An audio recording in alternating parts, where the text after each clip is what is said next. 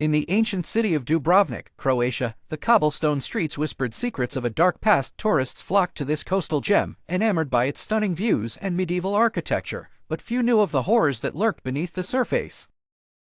It began one fateful autumn evening. The sky was a tapestry of crimson and gold as the sun dipped below the Adriatic Sea, casting long shadows over the city. Luka and Anna, a young couple visiting from Zagreb, were exploring the lesser-known parts of Dubrovnik, hoping to escape the crowds. They wandered into a narrow alleyway, its walls closing in like the pages of an ancient forbidden book. At the end of the alley, they stumbled upon an old, decrepit house, its windows shattered and its door hanging ajar. A chill ran down Luka's spine, but Anna, ever the adventurer, insisted they investigate. With a reluctant nod, Luka followed her inside. The air inside the house was thick with dust and the scent of decay. The floorboards creaked under their feet, and the walls were adorned with faded, sinister paintings. As they ventured deeper, they found themselves in a large, dimly lit room.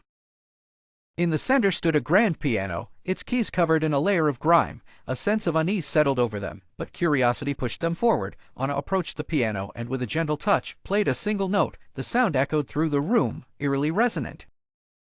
Suddenly, the temperature dropped, and the room plunged into darkness. A blood-curdling scream pierced the silence, and the walls seemed to close in around them. Luka grabbed Anna's hand, pulling her towards the door, but it slammed shut with a deafening bang. Panic set in as they fumbled in the darkness, their breaths ragged and frantic. The scream echoed again, closer this time, accompanied by a sinister whisper. They took her. They took her soul. Luka's heart pounded in his chest as he tried to make sense of the voice. Who was speaking? What did they want? Anna's grip tightened on his hand, her fear palpable. We need to get out of here, Luka whispered, his voice trembling. Suddenly, a flickering light appeared in the corner of the room, revealing the figure of a woman.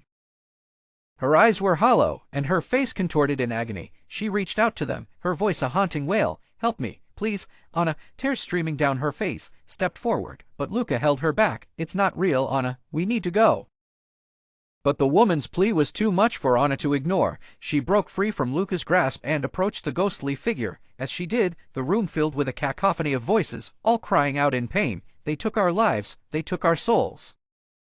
Luka watched in horror as Anna reached out to the woman. The moment their hands touched, a blinding light filled the room, and the voices fell silent. When the light faded, Anna was gone, and the house was once again empty and lifeless.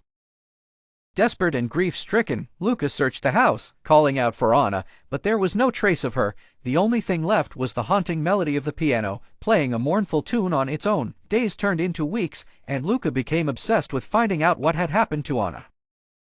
He delved into the history of the house, discovering that it had once belonged to a wealthy family who had mysteriously vanished centuries ago. Rumors spoke of dark rituals and vengeful spirits, but nothing concrete. One stormy night, Luka returned to the house, determined to confront whatever evil resided within. Armed with a flashlight and a sense of desperation, he entered the room where Anna had disappeared. The piano stood silent, but the air was thick with an oppressive presence.